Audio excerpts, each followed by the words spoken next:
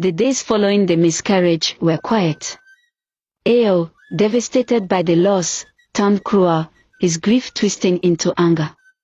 He blamed Bidemi for everything. "It's your fault," he screamed at her one evening. "You should have taken care of yourself. You should have listened to me." Bidemi tried to speak, to explain that she had been very careful and never stressed herself, but Ao refused to listen. The man who had once adored her now seemed like a stranger, cold, distant, and full of hate. Bidemi tried to move on, burying herself in daily tasks to forget the sorrow. The villagers had started to whisper about her miscarriage, some expressing pity, while others, filled with jealousy, spoke cruelly behind her back. "How can someone so fortunate lose her baby?" one neighbor muttered. "Maybe her blessings aren't as true as they say." These whispers reached Mama Tinu's ears. She wasn't aware of what had happened to Bidemi and was still walking proudly and bragging about her daughter. Immediately, she called Bidemi. As soon as Bidemi picked up, Mama Tinu shouted, not allowing her to speak. "Oh, is it true what I'm hearing?" Bidemi cried, "Yes, Mama."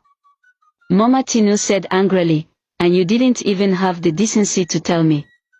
Before Bidemi could reply, she shouted, "I'm coming to your house now," and ended the call.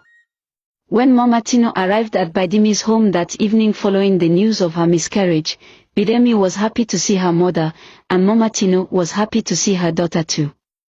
She hugged her tightly but was surprised at how unhappy and stressed Bidemi looked.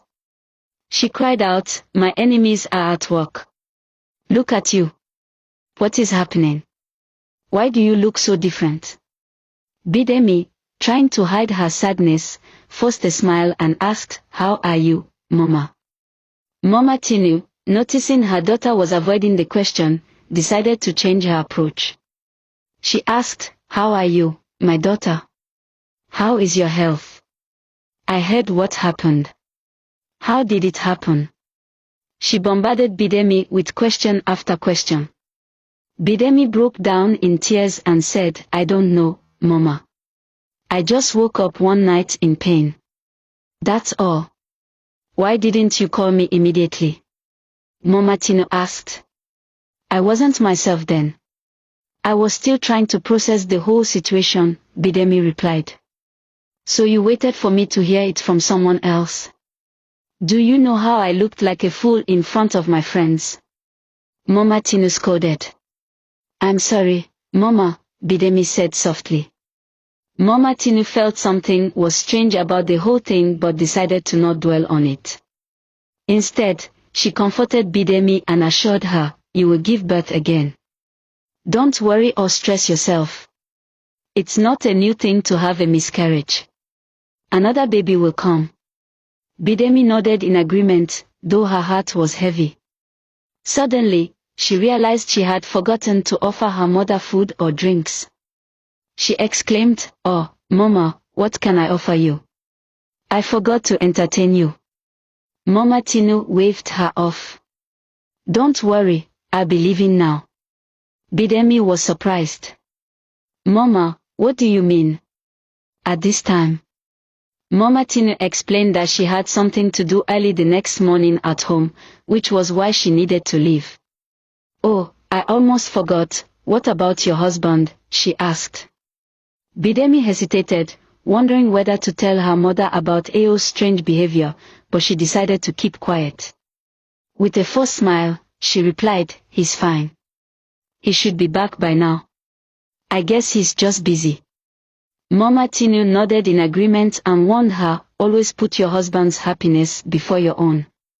You know he's a wealthy man, and men like this are hard to come by." Bidemi nodded, though she found it strange that her mother wasn't concerned about her happiness but only about her husband's. As they said goodbye and Mama Tinu left, Bidemi began feeling the weight of the silence in her home. The joy that had once filled her marriage was now replaced with tension and bitterness. Ao no longer looked at her with love, his eyes were filled with something darker, resentment. Most days, he refused to even speak to her, and when he did, it was only to insult her. Bidemi started begging him, promising she would do whatever he wanted if they could just go back to how things were before. Ao smiled a wicked smile, one that seemed almost controlled by an unknown spiritual force, and replied, okay. Life appeared to go back to normal, but Ao did not. Bidemi tried her best to make him happy, doing everything she could to please him, but he never truly reciprocated. Even when he did, it wouldn't last long before he lashed out at her again. Bidemi slowly became a shell of herself. Even when they made love, Ao was no longer as romantic as he used to be. It felt like Bidemi was forcing him, and there was no love or tenderness in his touch anymore. To make matters worse, Ao's once thriving business began to crumble. Orders stopped coming in, customers disappeared, and debts piled up. Amidst this chaos, Bidemi discovered she was pregnant again. The news brought a faint ray of hope into their darkened lives, but also sadness, as they didn't even have enough money to feed themselves, let alone raise a child. As each day passed, Ao became poorer and more aggressive toward Bidemi.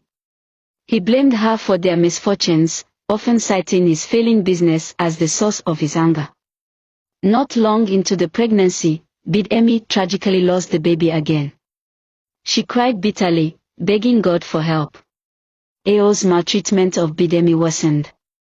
It was as though he was no longer himself, as if some unseen force was controlling him. His mood shifted unpredictably, one moment he was himself, the next, a cruel and distant stranger. Soon, they lost everything. The only thing left was their beautiful home, which Ao had already sold to pay off some of his debts. They sold all their furniture and gifts, keeping only a few essentials for themselves. As the weeks went by, their suffering deepened. When the new owner of the house kicked them out, they were forced to move into a small, run-down home.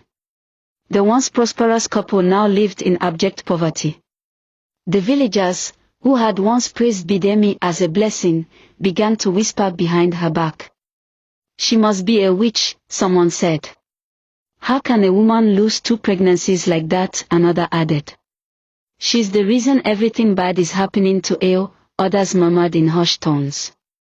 Bidemi's heart broke as she overheard the whispers. She felt helpless, unable to understand why her life was unraveling so rapidly.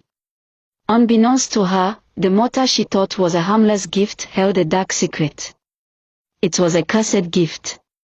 Given to her by Mama Shola, a woman consumed by jealousy toward Bidemi's mother, had placed a charm on the mortar.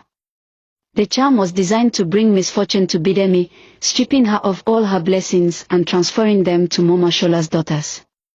Each time Bidemi used the mortar, the curse grew stronger. In a secret room, Mama Shola would pound her own mortar, reciting incantations with a twisted smile. With every chant, Bidemi's life spiraled further into despair, while Mama Shola's daughters thrived. Bidemi's